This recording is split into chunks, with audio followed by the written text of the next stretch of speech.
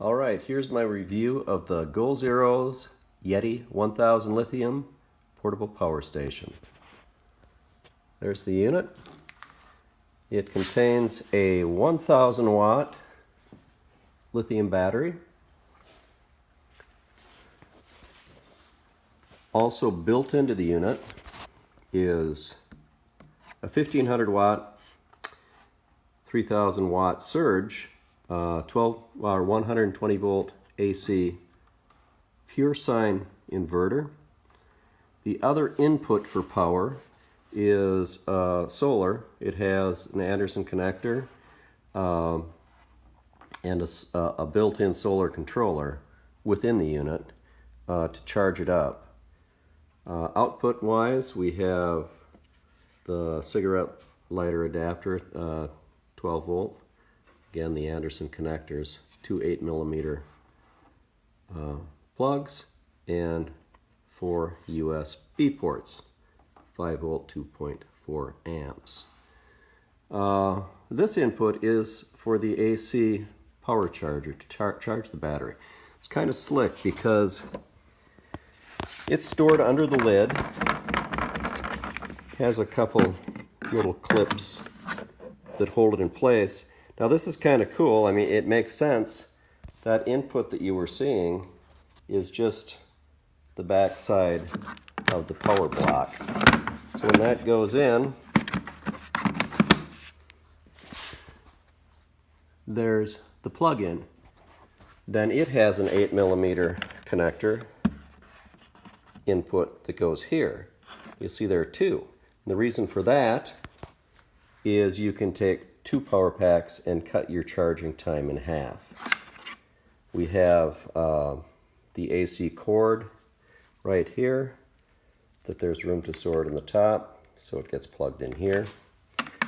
So ostensibly I would think there'd be room up here for an additional power pack and the cord to store as well. It has a little bit of a magnetic clip on the lid so it stores nicely. When you turn it on, I mean it is on, it's just a battery, but if you want to light up the display is kind of nice. Now, I have already run it through a set of my lights.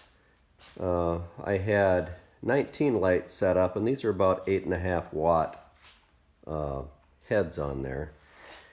And I wanted to see if I could get my 8 hours per day out of them. With all of the lights in there, I ended up only getting about 6 hours, which is fine because the array I have right now is of 14 heads, and that's typically what I would have in a display when I don't have electricity on site, when I'm using the battery. So that's what's drawn it down. I have already charged it up once, and it did take basically 18 hours to charge the unit. Right now I have about 4 hours on these, and I'll plug it in just a minute and we'll see what we have remaining. I think it said I had 4.5 hours left, so that'd be just about right. So if you want to have the power to, say, the USB ports, you have to turn them on.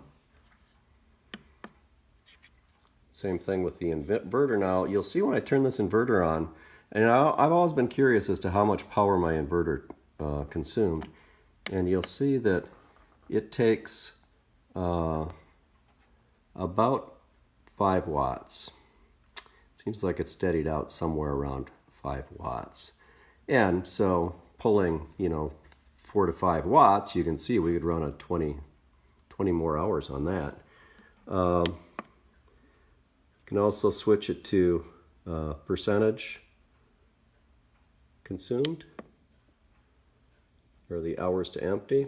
And those are the two settings over there. Over on this side, on the units, you can go output, volts, or amps.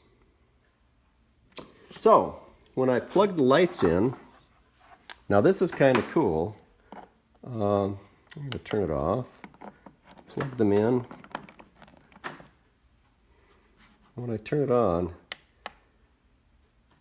just a little bit of a delay. There they go. So these have already been going for 4 hours. And at this power consumption, the fans, they aren't even operating. You know, they're there, but I'm not drawing enough power for them to be even running. I suppose if I hooked a power saw or a refrigerator or something up, that'd be a different story, but which I'd like to do because I'd like to know how loud they actually are. But now what's nice and what I can do, you know, at a show is I see how much time I have left on this array, and so I can kind of throttle my consumption based on the number of heads I have in. So if the light's coming in at a certain time of day and I don't need one or two, I can, you know, just halfway disconnect them, turn them off, and that will obviously drop my power consumption. So now I'm, let's see, so it says I have 3.6 hours, I'm drawing 122 watts. So I put 2 more lights back in.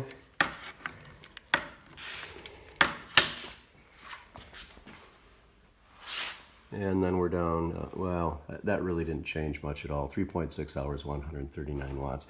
The thing that I found interesting, the only thing that it's, you know, this takes, I don't know, maybe a half an hour to kind of settle into reporting what seems to be accurate.